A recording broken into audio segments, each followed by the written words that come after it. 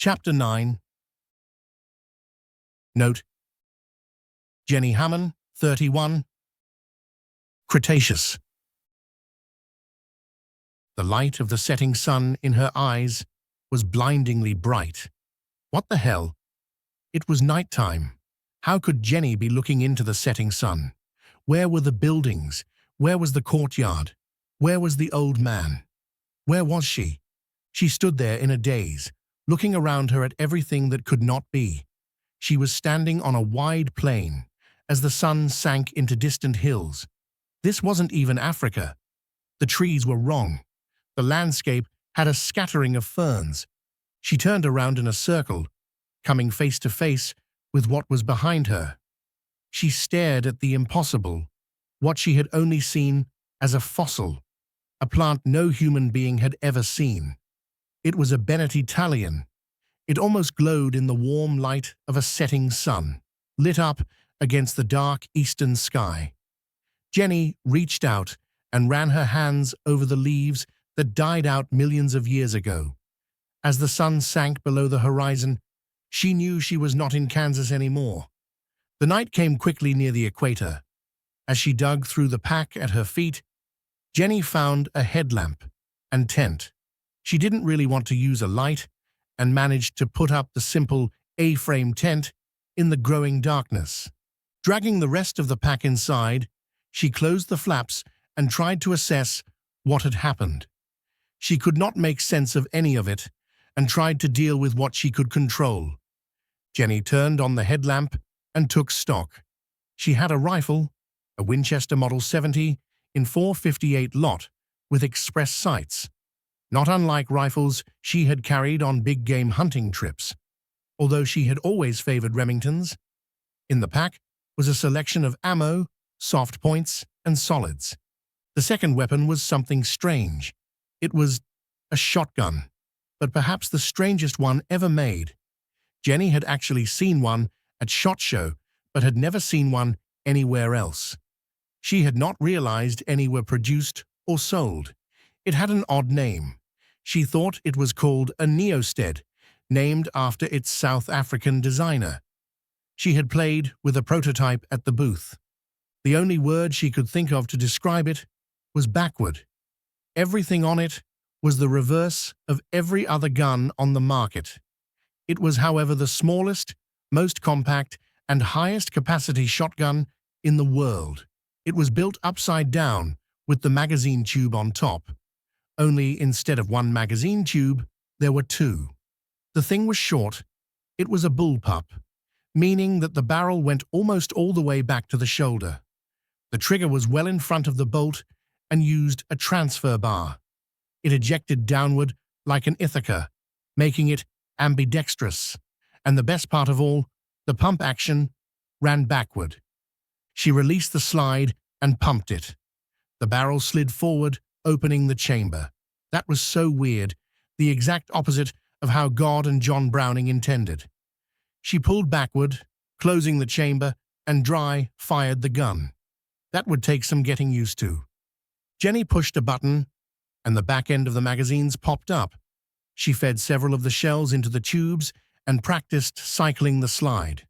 They fed and ejected smoothly as long as she remembered how to pump the damn thing. The contrast with the Winchester was severe. The Neosted was all plastic. Jenny thought it was an ugly little thing. Fully loaded, the gun was a bit heavy, but with the double magazine tubes, you could stuff 13 3-inch shells into it. It gave her a little chill to think that she would need such a gun. This wasn't for hunting, it was defensive. The sidearm, in a drop holster, was a Browning high power. That was something she knew well. It was one of the highest capacity 9mm handguns on the planet, a solid design that had been around since before World War II. This Jenny knew she could trust. The magazine was fully loaded with hollow points. The left-hand side of the belt held 2 more magazines. On the other side of the belt, in a long scabbard, was a knife. Jenny knew that knife. It was her grandfather's, and if the stories were true, it was his grandfather's before him. Her grandfather carried it through 2 wars. She had seen it on his belt, often tucked in diagonally behind his back. All her life, he had taught her to skin her first kill with that knife. She ran her hands over the staghorn grip. It had a brass crossguard, and she did not have to pull it from the sheath to know a brass guard wrapped around the back strap on the blade. The brass was nicked, and he had told her once it was used to deflect blows in a knife fight in Abilene, Texas. With that one thing, Jenny knew all of this was real. The pack was military issue of an older style, built on an external frame in military woodland camouflage. It sat high on her back, above an equipment belt with various pouches on it. Jenny preferred an internal frame with a good waist belt, but it was not overly heavy. In addition to the holster and knife, the belt held a large canteen, a well-supplied med kit, and some other survival equipment, like a fire starter. The tent was a simple A-frame with no floor. Not as good at keeping the bugs out, but if a large predator started to pull it away into the brush, you wouldn't be trapped in it. The pack also held some dehydrated food, iodine tablets, 2 canteens full of water, a compass, a small cooking kit, matches, and a fire starter. The oddest thing she found were 2 large batteries and some wire leads. They were sealed inside vacuum-wrapped plastic, along with what looked like a pair of film canisters. Then there was the device. It was cylindrical, about 8 inches long, and a little discolored on one end, as if it had been stained or corroded. Dials surrounded it, what looked like a display and a button. Jenny turned it over in her hands. It had to have been this that brought her here. If only she could reverse it to take her back. The final item was a note. Dear Jenny, don't mess with it. Put it down. Looking at the thing in her hand, Jenny carefully put it down on the ground in front of her. Even if you could reset it to return you to your own time, you would be sealing your own fate. I'm sorry for all this, but I have no choice, and in truth, neither do you.